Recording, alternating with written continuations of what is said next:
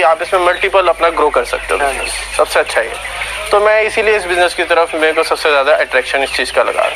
और side by side आप दूसरे काम भी कर सकते हो इसमें, तो इसलिए मेरे को ज़्यादा लगा। मैंने फिर 4 साल पहले इसको शुरू करा, मैं इनके साथ ही जुड़ा। पहले हमारा 2000 फार्म था, फिर धीरे धीरे बढ़ाते अब यहाँ पर आ गए हैं। और जैसे कि आपने अभी देखा, हम प्लानिंग भी कर रहे हैं अपने और कमर्शियल फार्मिंग की तरफ आगे बढ़ाने की। हाँ बिल्कुल, अब हम धीरे धीरे मतलब ऐसा नहीं कर रहे कि अब हम ज़्यादातर टेक्नोलॉजी की तरफ भी डाइवर्ट हो रहे हैं, जो पुराने फार्मर नहीं होते, जो आजकल लोग देसी चीज़ों में ज़्यादातर एक्चुअली क्या कि जिसकी वजह से पुराने फार्मर होते हैं, हाँ जो पुराने फार्मर होते हैं ना, वो चेंज को अडॉप्ट करना ना बहुत मतलब डिफिकल्ट हो जाता है उनको। हम लोग तो थोड़ा सा ये है कि हम लोग थोड़ा स्टडी कर लेते हैं, उसके बारे में थोड़ा R&D कर लेते हैं, तो नई जनरेशन को पुश करती है, तो हम लोग जल्दी शिफ्ट हो जाते हैं। ये बात है। तो ये आपका फार्म बेसिकली किस एरिया में पड़ता है? ये हमारा पिलखवे में प्रतापपुर पे है। और ये जो आपके फार्म का एरिया है, हाँ जी, मैं आपको वो बता देता हूँ।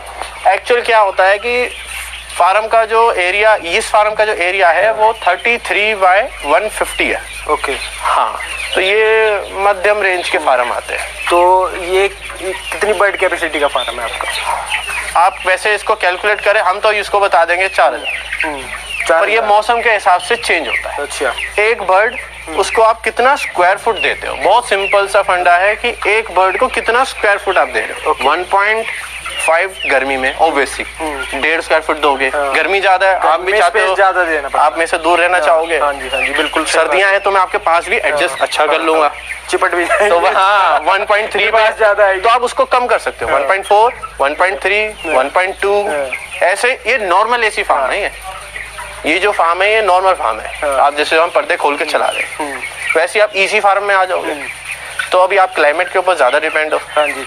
और जैसे कि हम देख रहे हैं आपके पीछे ये बहुत बड़ा फैन है। हाँ, तो जैसे ज्यादा गर्मी पड़ती होगी तो आप इसका यूज करते हो? हाँ, ये सिर्फ वेंटिलेशन के लिए काम का आता है इसमें। अच्छा, तो ये तो अभी कम लगे हुए, इसमें इतने फार्म में 6 कम से कम पंखे होने चाहिए इस वेदर के हिसाब से। जैसे कि ऐसा नहीं है कि फर्स्ट डे से चल जाते हैं, रिक्वायरमेंट के हिसाब से चलते रहते हैं। आफ्टर 30 डेज आपको चलाने पड़ेंगे। जितनी ज्यादा स्पेस, ये बड़े होते रहेंगे, रुई के गोले बनते रहेंगे, आपको देनी पड़ेगी। हीट ज्यादा होती है बर्ड में। जैसे हम बात करें कि आप ये चूजा लाए थे पहले, हाँ जी, तो ये चूजा कहाँ से लाए थे और किस रेट में लाए थे? ये जो एक्चुअली क्या है, जैसे कि आज जो मंडी का रेट है उस हिसाब से हैचरी वाले अपने रेट एडजस्ट करते हैं। जैसे डिमांड ज्यादा बढ़ गई तो चूजे का भी रेट ज्यादा बढ़ जाएगा, डिमांड कम हो गई चूजे का भी रेट डाउन हो जाएगा। तो चूजे का जो रेट है वो इसकी सेल से चलता है। तो ये जो हमारा था ये 31 रुपीज का बर्ड था, चूजा था। आज की डेट में बात करोगे तो 43 है, ऊपर है। आज के दिन रेट महंगा है। हाँ। इसका रेट डेली सिलेक्ट होता है? हाँ हाँ, चूजे का तो एवरी वीक सिलेक्ट होता है। हाँ, एवरी वीक। ऐसे नहीं कि आप पहले की बुकिंग कराओ, 4 से 5 दिन पहले की बुकिंग होती है, तो बर्ड इजीली मिल जाता है। गाड़ी आती है और आपके यहीं उतारेगी, बहुत इजी सिस्टम है, नो प्रॉब्लम। बस आपको मैनेजमेंट अपना स्ट्रॉन्ग रखना चाहिए। तो इनका थोड़ा सा आप हमें वैक्सीनेशन का प्रोसेस बताइए, क्योंकि बॉयलर में सबसे ज्यादा बीमारियों का खतरा रहता है। हाँ जी, तो उसके बारे में थोड़ा सा बताइए। वैक्सीनेशन देखो जी, जो लोग पहले कहते थे, पहली बात तो ये है कि लोग वैक्सीनेशन की तरफ इसलिए ज्यादा जाते हैं क्योंकि दूसरे लोगों में ना मिथ बना रखा है। हाँ जी, कि वही बीमारी आई तो बीमार, थोड़ा सा आगे आ दीजिए। बीमारी आई तो सब बीमार, ऐसा नहीं होता। इनकी सिर्फ और सिर्फ कॉमन बीमारी क्या है जो आपको और मेरे में, आपको बुखार हो गया, इनको भी बुखार हो गया, वहाँ मैं आपको दिखाऊंगा बुखार वाले बेचारे अलग से है, पैरासीटामोल दे दी, ठीक है। अभी ओवैसी आप हवा लगेगी तो बुखार तो हो गई बात है। अगर हम उसको ट्रीट नहीं करते तो वो तो ओवैसी वो नेक्स्ट लेवल पे जाएगी। सबसे ज्यादा इनको होता है, शुरुआत इनकी जुकाम से होती है। अच्छा, हाँ, फिर जुकाम आगे जाके CRD की रूप ले लेगी। हार्ट पे कहते हैं ना, बलगम हमें नहीं होनी चाहिए, तो वो हार्ट पे आ जाएगी, लीवर पे आ जाएगी, तो ये सब होता है। तो इस पे लोग वैक्सीनेशन की तरफ जाते हैं। तो वैक्सीनेशन ज्यादातर IBT होती है, IB हो गया, IBD होगी, है ना, IBH हो गई, ठीक है ना। और जहाँ आप ठंडे इलाकों में जाओगे तो वहाँ पे रानीखेत की भी हो गई। तो यहाँ पे हमारे यहाँ तो रानीखेत की चीज़ होती है क्योंकि हाई क्लाइमेट ज़्यादा हॉट है, तो रानीखेत की इतनी ज़्यादा नहीं है क्योंकि वो सफोफिकेशन में ज़्यादा। आपको पता होना चाहिए कब बीमारी कौन सी आएगी तो आपको कौन सी वैक्सीनेशन करनी है। तो हमने सिर्फ और सिर्फ एक ही वैक्सीनेशन करी है, वो है IBD, गट की प्रॉब्लम की होती है वो। उसमें लिवर ज़्यादा होते हैं, जो किडनी और लिवर ना स्वेलिंग हो जाती है उसमें, तो उसके कारण इसको फीवर भी आता है, बैक मार जाता है और ह्यूज मोर्टेलिटी होती है इसमें। तो वो किडनी फेलियर के कारण होती है। वो हर फीवर आपकी किडनी को इम्पेक्ट करेगा। तो बस ये बहुत कॉमन चीजें हैं जो हम अगर इनिशियल में ध्यान दे लेना इसको, तो हम ऐसा नहीं कि आज बीमारी आई तो चलो मैं कल डॉक्टर को दिखा दूंगा, नहीं, क्योंकि आपके पास ये 1000 घंटे के लिए तो है। तो आप घंटे मैटर करते हैं, 3 घंटे 4 घंटे मैटर करते हैं। रात को बीमारी आए सुबह पहुंच जाओ, तो ये बहुत अच्छा है। अदरवाइज अगर आप अगर बीमारी का ध्यान नहीं दिया तो एक के चक्कर में सबको बीमारी हो जाएगी। एग्जैक्ट, वो सब में फैलेगी। इम्पैक्ट तो हर जगह हो रहा है ना। और दूसरी बात होती है आपको फार्म को थोड़ा देख के रखना चाहिए। देखो आप जैसे देखोगे ना, हम अभी पीछे काम कर रहे थे तो बर्ड हटा हुआ है। हाँ जी। और अब देखोगे तो बर्ड सारे में फैला हुआ है। दैट मीन्स उसको हर जगह अच्छा इक्वल टेम्परेचर मिल रहा है। ये सब चीजें ज्यादा मैटर करती है। एनवायरनमेंट एक अच्छा क्रिएट, अच्छा। अब देखो पंखे बंद है, अभी लाइट आएगी तो अपने पंखे चालू हो जाएंगे। तो इस टाइम जो हम देख रहे हैं ये बर्ड आपके कितना वेट गेन कर चुके हैं? ये अभी 800 ग्राम का बर्ड। कितने दिन का बर्ड है ये हो चुका है 22। वो लिफ्टर आएंगे, वो सीधी सी बात करेंगे जी इतना रेट खुला है, वो आके ले जाएंगे। बहुत इजी है, सेल पे कोई प्रॉब्लम नहीं है आपको। इसका मार्जिन ज्यादा से ज्यादा कितना रहता है और कम से कम कितना रहता है? देखो जी, इस पे मार्जिन जो रहेगा वो सारा आपका मार्केट के ऊपर डिपेंड रहता है। और दूसरा आपने बर्ड कैसा पाला है। देखो अगर बर्ड मैंने खराब पाला, बर्ड मर गया, तो वो कॉस्टिंग भी मरे हुए बर्ड की भी इंक्लूड होगी। जैसे आज मरता है तो इसकी इंक्लूड होगी कम दाना खा के मरा है। लास्ट में मरेगा तो वो ज्यादा दाना खा के मरा हुआ है ना। तो ये 42 रुपीज 40 kg के हिसाब से इसका एक दाने का केजी होता है। तो एक बर्ड 3 किलो 300 ग्राम दाना 2 किलो तक पहुंचने के आसपास तक खा लेता है। ठीक है ना। तो वो आप समझ लीजिए एक बर्ड अगर 2 किलो का हो गया, वो मर गया, तो वो सीधा आपका 3 किलो का दाना पूरे बैच में चला गया ना। 100 बर्ड मर गए तो 300 किलो दाना पूरे बैच पे चला गया। तो वो कॉस्टिंग बढ़ गई। अगर आपकी कॉस्टिंग बढ़ेगी तो सीधी सी बात है, आप ऑब्वियस सी बात है, आपकी मंडी 90 खुली है और आप तैयारी कर रहे हो 85 पे, तो 5 रुपए का मार्जिन आपका वही हो गया। पर लेबर भी तो है, इलेक्ट्रिसिटी भी है, तो वो आप फिर बराबर शराबर में उतर जाओगे। पर ऐसा नहीं है कि इस बिजनेस में कि आज आप बराबर शराबर में उतरे हो या थोड़ा सा लॉस लेके उतरे हो। हमारे आप मानो 1 2 3 4 की बात करते हैं 5 6 फार्म है हमारे, चला रहे हो। मंडी आज चली गई डाउन तो आप दैट मीन्स कि आपने तो बस सिक्का उछाल दिया, खड़ा हो गया तो पैसे मिल गए, नहीं तो नहीं। सही बात है। पर आपको पता है सिक्का खड़ा भी होगा, सिक्का इधर भी गिरेगा, सिक्का उधर भी गिरेगा। तो आपका मेन एम क्या है? जैसे कि अब मैं आपको बता रहा हूँ, 1 महीने में आपको मंडी एक बार 100 से ऊपर जाएगी और 3 बार मंडी आपकी 80 रहेगी। एक बार तो जाएगी ऊपर, 100% जाएगी।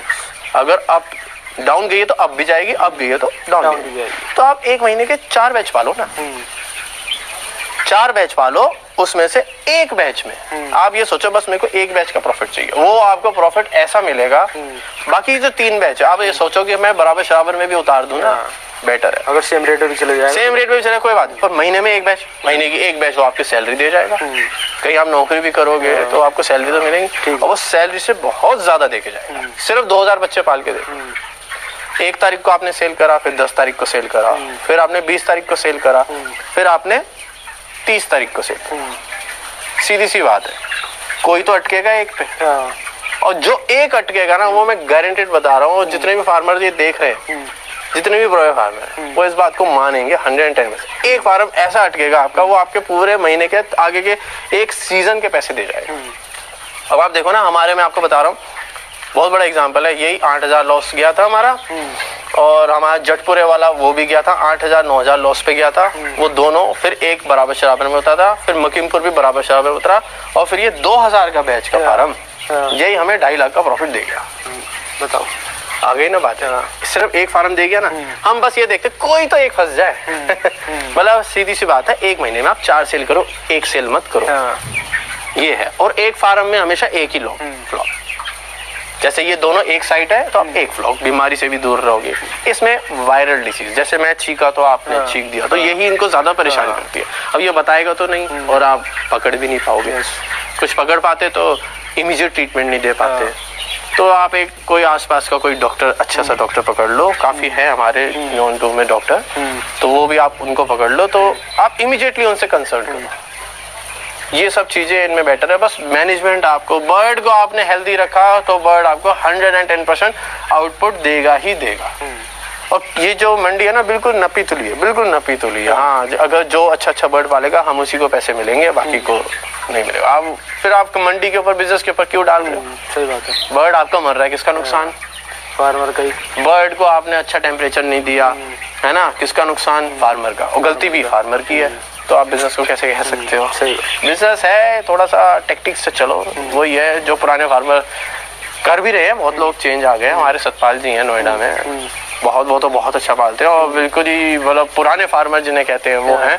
पर हाँ, उनमें क्या एक अच्छी चीज है, क्यों सर्वाइव कर रहे हैं, वो चेंज को अडॉप्ट कर रहे हैं। हाँ, वो टाइम के साथ बदलना बहुत जरूरी है। अगर नहीं बदलेंगे तो आप पीछे रह जाएंगे। अब हम लोग इस चरण पे आ चुके हैं कि अब हम लोग इन फार्मों से थोड़ा सा आप कह रहे हैं कि बस अब बहुत हो गया इन फार्मों में, अब आप थोड़ा सा देखेंगे, अब शाम है तो खुल रहा है बच्चा, थोड़ा सा गर्मी हो जाती है तो सारा बच्चा इधर आ जाता है। तो ये सब चीजें क्यों हैं? अब आप देखिए ना, आप नाइजीरिया में जाएंगे और दूसरी जो कंट्रीज हैं वहां जाओगे, हर जगह इसी फार्म का चलन चल रहा है आजकल। उसमें क्या होता है कि आप इसमें इन फार्मों में ना एक ही चीज है, एक ही चीज है कि बस आपको बर्ड को टेम्परेचर, आप दाना तो दे ही रहे हो, पानी भी दे रहे हो, सभी दे रहे हो, उसने खाना है, उसे अच्छा लगेगा तो वो खाएगा, नहीं अच्छा लगेगा नहीं खाएगा।